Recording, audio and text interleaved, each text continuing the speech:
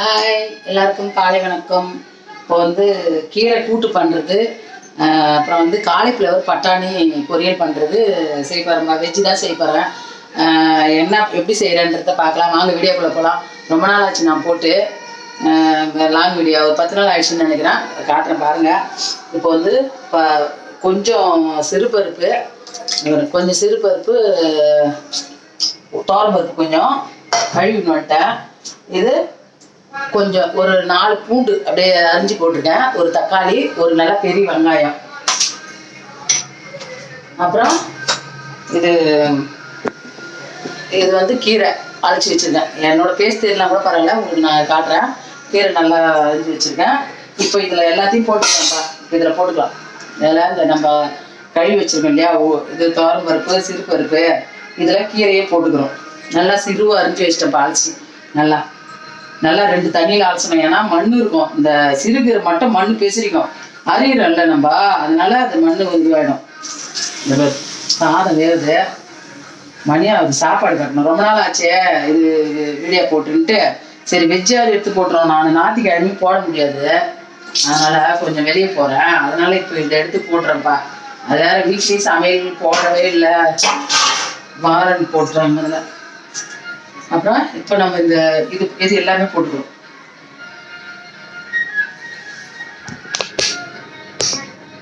So இது எல்லாமே நம்ம போட்டுக்கிறோம். எல்லாம் இப்போ போட்டுருமா, உப்பு போட்டுக்கலாம். இப்போ நம்ம உப்பு தேவையான அளவு, எண்ணெய் கொஞ்சம் ஊற்றிக்கலாம். ஏன்னா அந்த பொங்காமல் இருக்கும் எண்ணெய் ஊற்றுறதுக்கு. ஓகேங்களா, போட்டாச்சா? இப்போ மஞ்சத்தூள், மிளகாத்தூள், பெருங்காயம் ஒரு 2, நான் கட்டி பெருங்காயம் நம்ம போடுவேன். சின்னதாக குட்டி குட்டியாக ஒரு பெருங்காயம். ஏன்னா அது கீரைன்றது, அது சின்னதாக பொடி பண்ணி நான் இந்த மாதிரி காய வச்சு போட்டிருக்கேன். ஏன்னா தூள் பெருங்காயத்தை விட கட்டி பெருங்காயம் நல்லா இருக்குங்க. தூள் பண்ணி காய வச்சு வச்சுக்கிறேன் இதை. சரிங்களா? இப்போ நம்ம மஞ்சத்தூளும் மிளகாத்தூளும் போடுவோம். மிளகாத்தூளும் மஞ்சத்தூள் அப்படியே விசில் விட்டுக்கலாம். கொஞ்சோண்டு மிளகாத்தூள், ஒரு 1/2 ஸ்பூன் மிளகாத்தூள் போட்டுருக்கேன்.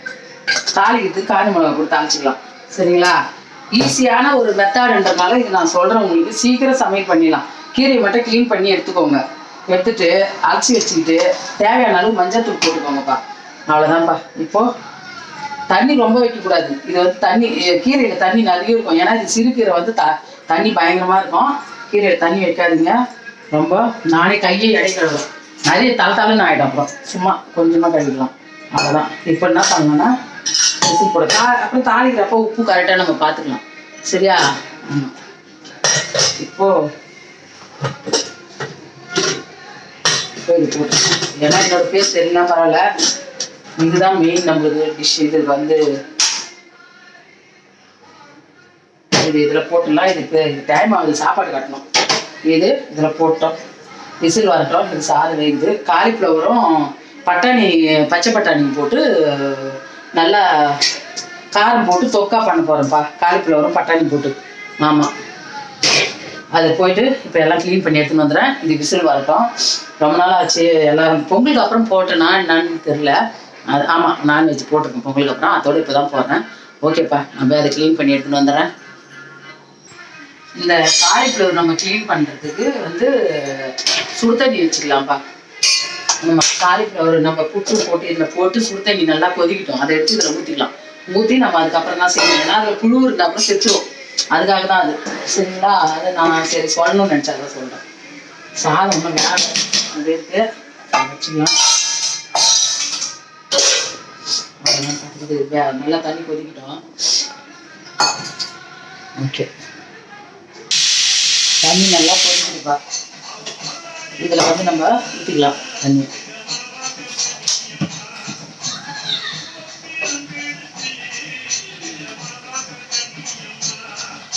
இப்போ இந்த மாதிரி ஊற்றிட்டோம்னா நல்லா இது பாதி இதிலே வெந்துடும். இதில் நம்ம பட்டாணி இதில் போட்டுடலாம். அது இதுவாகிடும். முளைஞ்சிருச்சுப்பா பட்டாணி முளைஞ்சிருச்சு. பச்சை பட்டாணி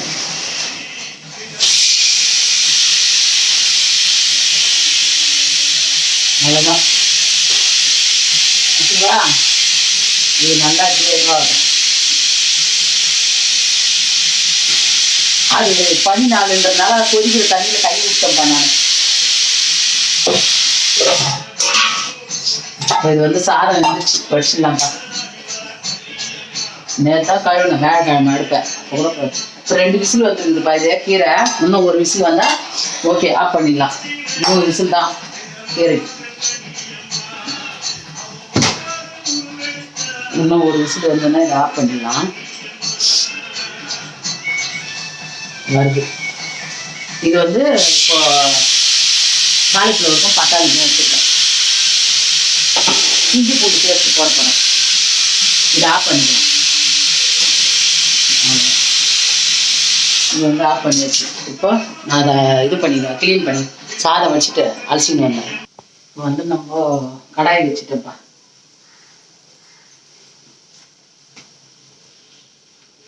இப்போ கடாய் வச்சாச்சு. எண்ணெய் ஊற்றிக்கலாம்.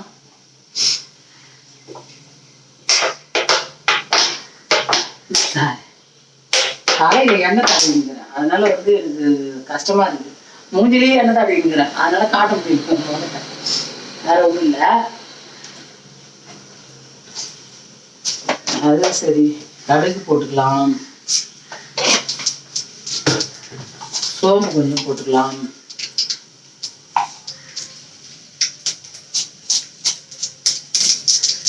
காலிஃப்ளவரு பட்டாணியும் சூப்பராக இருக்குங்க.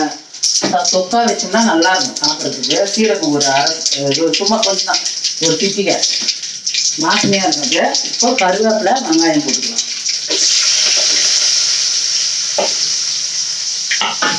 ஓகேவா?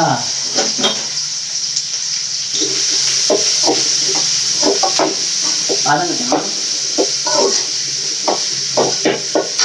எண்ணெய் பத்தாது, இன்னும் கொஞ்சம் எண்ணெய் ஊற்றிக்கலாம். எண்ணெய் நல்லா தாராளமாக இருக்கும். ஏன்னா நம்ம நிறைய இருக்குதுல்ல. இஞ்சி பூண்டு பேஸ்ட் எடுத்து வச்சுருக்கேன். இஞ்சி பூண்டு பேஸ்ட் தான் போட போகிறேன். இது நல்லா பாருங்கள் ரெடி ஆகிடுச்சு. தண்ணியில் போட்டு பச்சை பசேல் அந்த இதுவுமே பட்டாணியுமே நல்லா இதுவாகிடும். நானும் இப்போ முளைச்சி வந்துடுச்சு. ஒரு 4-5 நாளாக ஆகிருக்கும். அது பட்டாணி க்ளீன் பண்ணி வச்சு அழகாக முளைச்சி வந்துடுச்சு. பரவாயில்ல, அது டேஸ்ட் சாப்பிட்டு நல்லது. அதனால் போட்டு மழை அது விட்டாச்சு. அவ்வளோதான். அந்த விசில் போட்டோம். இது வதங்கிட்டோம்பா. நான் அதுக்குள்ளே வந்து இதை இன்னும் பச்சை தண்ணி கை வச்சு ரொம்ப அரிசி எடுக்க முடியாது. சுடு கொதிக்குது இல்லை, தண்ணி ஆவி வருது இல்லை, அதனால் இப்போ இதை இஞ்சி பூண்டு பேஸ்ட் போட்டுடலாம். இது வதங்கிச்சுன்னா இஞ்சி பூண்டு பேஸ்ட் இல்லை கொஞ்சம் நேரம் அடி போட்டுக்கலாம். இப்போ போட்டோம்னா அடி பிடிச்சிடும். தக்காளி போட்ட பிறகு வதங்கிச்சு, நல்லா வதங்கிச்சு. தக்காளி போட்ட பிறகு நம்ம இஞ்சி பூண்டு பேஸ்ட் போட்டோம்னா அடி பிடிக்காது. அதனால தக்காளி போட்ட பிறகு இஞ்சி பூண்டு நல்லா 1 ஸ்பூன் போட்டுக்கலாம்ப்பா. 1 ஸ்பூன் இஞ்சி பூண்டு பேஸ்ட் கம்மியாக இருக்குல்ல, அது நல்லா. அப்போ தான் நல்லா இருக்கும் மசாலா.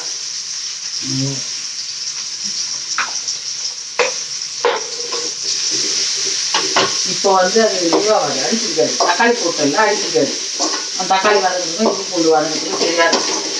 வெங்காயத்தில் போட்டோம்னா அது அடி பிடிச்சிருக்கு. தக்காளியில் தண்ணி இருக்கிறதுனால அடி பிடிக்காது. அதனால தான் தக்காளி போடுறப்போ இஞ்சி பூண்டு பேஸ்ட் போடணும் நம்ம. சரியா?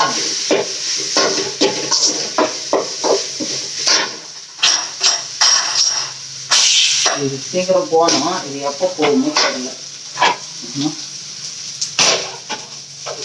இது போச்சுன்னா தாழ்ச்சி சாணி மிளகா தூக்கி போட்டு தாழ்ச்சி அதையும் பிடிக்கிட்டு பாருங்க.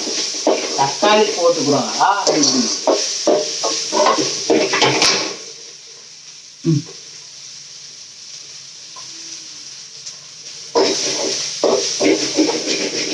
தக்காளி போட்டாலுமே அது இஞ்சி பூண்டு பேஸ்ட் மட்டும் கெட்டா போட்டாலும் ஆனால் ஒரு ஸ்லோ பண்ணிட்டு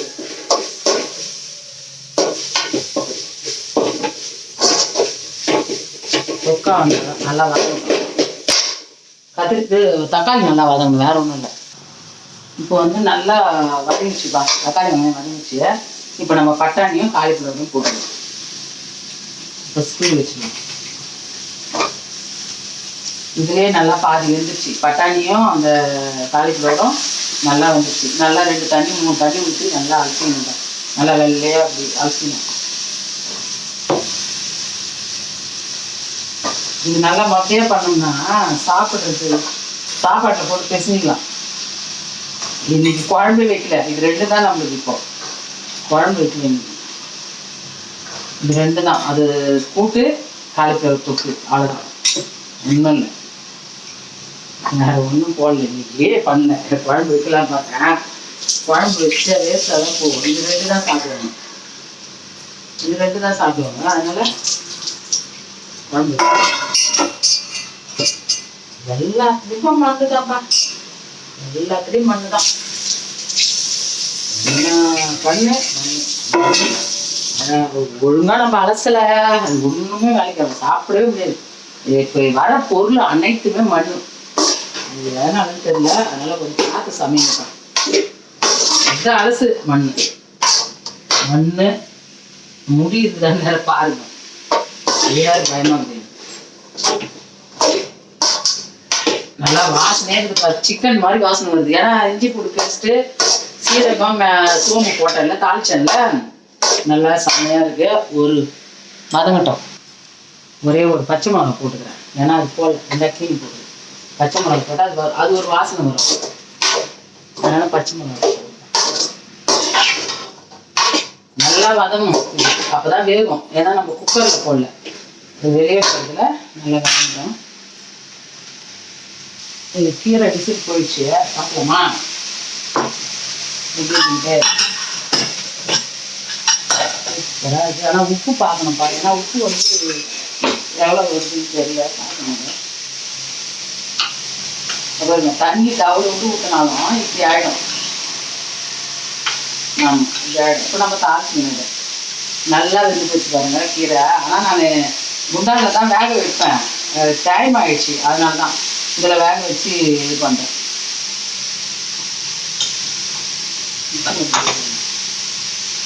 உப்பு கம்மியாக இருக்குது. இப்போ போட்டு நம்ம என்ன பண்ணணும்னா,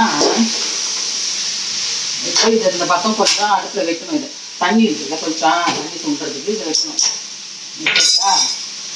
இப்போ நம்ம தாளிக்கணும். மிளகா கிள்ளி வச்சுருக்கேன், காய்ந்த மிளகா வெங்காயம் கிள்ளி வச்சுருக்கேன். இப்போ இதை நம்ம தாளிச்சிடணும். இதை உடனே தண்ணியில் போட்டுடணும்ப்பா, இல்லைனாக்கா விசில் வர்றது லேட் ஆகும். நீங்கள் எப்பவுமே வந்து குக்கரை திறந்தீங்கன்னா உடனே தண்ணியில் போட்டு கழுவிடுங்க. திறக்கிறீங்களா அப்போவே சூடு சொல்லி கழுவிடணும். அப்படியே வச்சு ரப்பாயிடும், அந்த லப்பர் வந்து ரப்பாயிடும். அது ஒரு டிச்சு போட கேட்டுக்கோங்க. 5 வருஷமா யூஸ் பண்ணுறேன் இந்த குக்கர். பார்த்தீங்கன்னா 5 வருஷமா யூஸ் பண்ணுறேன். இதில் தான் எல்லாரும் சரி நீங்கள் பார்த்துருப்பீங்க. இருந்தாலும் இது உடனே இந்த மாதிரி கழுவிடணும். கழுவிட்டா இந்த லப்பர் வந்து உங்களுக்கு இதுவாகாது. லப்பர் வந்து நம்மளுக்கு ஒரு மாதிரி ஹார்டாகிடும், ரஃப்பாகிடும். இப்போ இது வந்து வதங்கிடுச்சு. இப்போ நம்ம என்ன பண்ணலாம்னா, இதுக்கு தேவையானது போட்டுக்கலாம். பற்றி இதுக்கு அப்படியே ஸ்லோ பண்ணிக்கலாம். மிளகாத்தூள் போட்டுக்கலாம், ஏன்னா இது காரமாக செய்யறது தான் நம்ம. ஏன்னா இது சப்புன்னு இருக்கும், இது ஏற்கனவே இது காரமாக செய்கிறோம். அப்புறம் வந்து கரம் மசாலா கொஞ்சம் நம்ம தேவைக்கு, உங்களுக்கு வாசனைக்கு எவ்வளோ வேணுமோ. நான் ஒரு 1/2 ஸ்பூன் போட்டுக்கிறேன், அவ்வளோதான். கரம் மசாலா, மஞ்சள் தூள் போடணும் பாருங்க. சும்மா சிக்கன் மாதிரியே இருக்கும் வாசனை. இப்போ சிக்கன் வாசனை தான் வருது. இப்போ வந்து நம்ம மஞ்சள் தூள் கொஞ்சம் போட்டுக்கலாம். அவ்வளோதான், வேலை முடிஞ்சு போச்சு. இப்போ தாளிச்சிட்டுன்னா இந்த கீரை தாளிச்சா வேலை முடிஞ்சுதுப்பா. லேட் ஆகிட்டு சாப்பாடு கட்டிடணும், அது திட்டுவாங்க.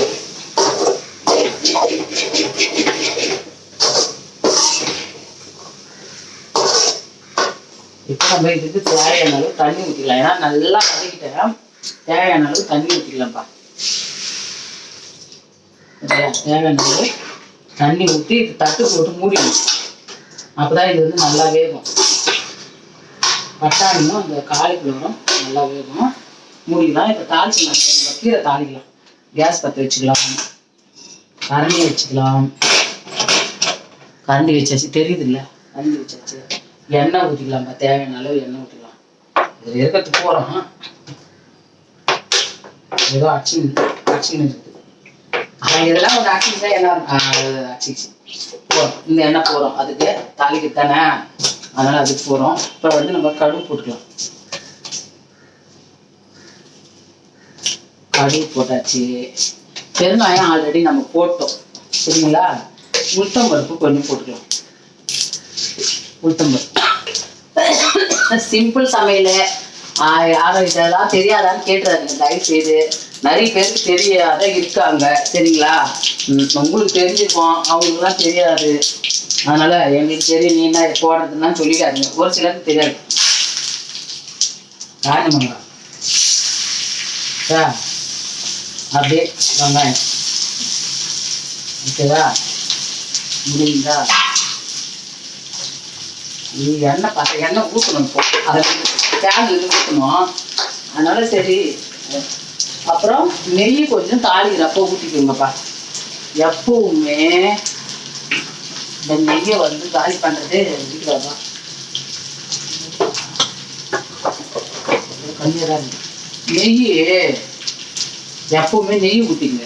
கீரை தாளிக்கிறதுக்கு மட்டும் நெய் சரியா. கொஞ்சோண்டு தான் ஊற்றிக்கிறாங்க. மூட்டில் எண்ணெய் காலி ஆகிடுது நெய். அதனால அவ்வளோதான்ப்பா. அதில் கீரை ரெடி ஆகிடுச்சா ஆஃப் பண்ணிக்கலாம். அவ்வளோ கொஞ்ச நேரம் கொதிச்சுட்டு ஆஃப் பண்ணி வச்சு இப்போ இதுவுமே இப்போ இதை மூடிடலாம். இந்த தட்டை கழுவி மூடிடலாம். இப்போ இதை மூடிடலாம். இந்த 3 நேரம் வேகும். முடிக்க அவ்வளோதான். இது நல்லா செவத்துதுன்னா இப்போ கீரையில் எடுத்து கொட்டிடலாம்ப்பா. மிளகாத்தூள்லாம் வேலை முடிஞ்சுது. அவ்வளோதான். மிளகாத்தூளுக்கு வேலை முடிஞ்சிச்சு.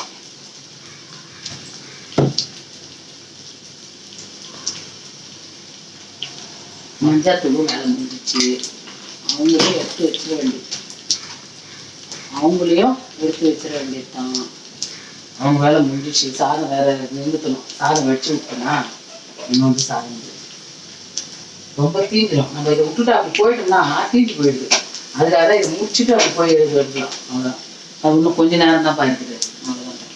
இது ஏன்னா நம்ம குழம்பு வைக்கலன்றதுனால இவ்வளோ தண்ணியாக வச்சுட்டேன். ஏன்னா சரியா இருக்கும் சாப்பிட்றதுக்கு. அப்படியே போக போக என்ன ஆயிடுதுன்னா கட்டி ஆயிடுது. தண்ணி இல்லை, அது ஒன்றும் இல்லை. அதனால அந்த மாதிரி வச்சிருக்கேன். அதை போக அந்த அடுப்பு துடைக்கிட்டாங்க பெரிய வேலையா இருக்குது. எல்லாம் முடிச்சிடலாம். இந்த வேலை கிளீன் பண்றது இருக்க பயங்கரமாக இருக்கு. அவ்வளோதான்ப்பா. எடுத்து கொட்டிக்கலாம்.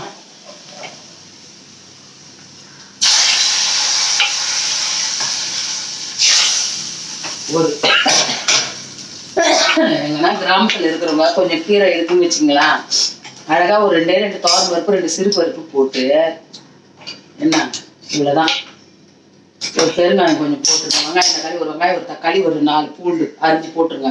அதெல்லாம் முடிஞ்சுது இந்த சமையல். அதை கூட ஒரு அப்பளம் பொரிச்சு கூட சாப்பிட்டுக்கலாங்க. அவங்களோட டேஸ்டாக இருக்கும். இந்த மாதிரி செஞ்சு சாப்பிட்டு பாருங்க. சாப்பிட்டுட்டு எனக்கு கமெண்ட் பண்ணுங்க. இது வந்து அவ்வளோ முடிஞ்சுது. இதோட வேலை முடிஞ்சுது. இப்போ இதுதான்ப்பா வேகணும். சாதம் நிறுத்திக்கலாம். இதில் வந்து நான் உப்பே ஒன்றும் போடல. மறந்தே வந்துட்டேன். உப்பு போடல. தேவையான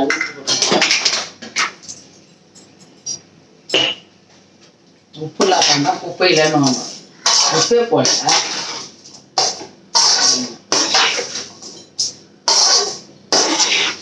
அதில் போட்டேன். எதுவும் போடல. இதுலையுமே தண்ணி கொஞ்சம் தான் ஊற்றினா தண்ணி வந்துச்சு பாருங்க. நம்மளுக்கு தான் முடிஞ்சது. அது வேகட்டும். நம்ம வேலையை பார்க்கலாம். இப்போ வந்து இதுக்கு தேங்காய் ஊற்றிக்கலாமா. கொஞ்சோண்டு நம்மளுக்கு திக்காக வர்றதுக்கோசம் தேங்காய் ஊற்றுறோம். வேற ஒன்றும் இல்லை. தேங்காய் அரைச்சி ஊற்றிக்கலாம். நைஸாக அரைச்சி ஊற்றிக்கலாம்.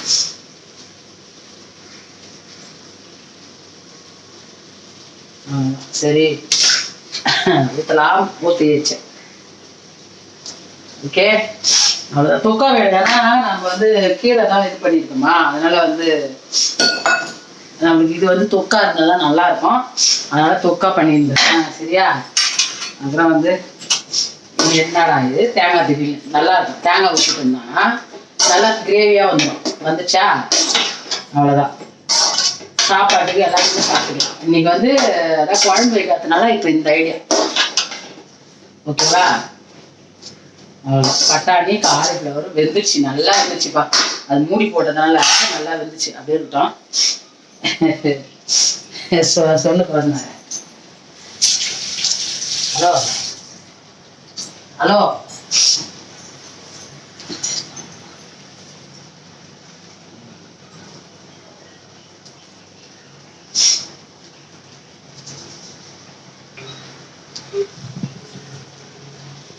ரெடி ஆயிடுச்சு, முடிச்சிட்டோம்.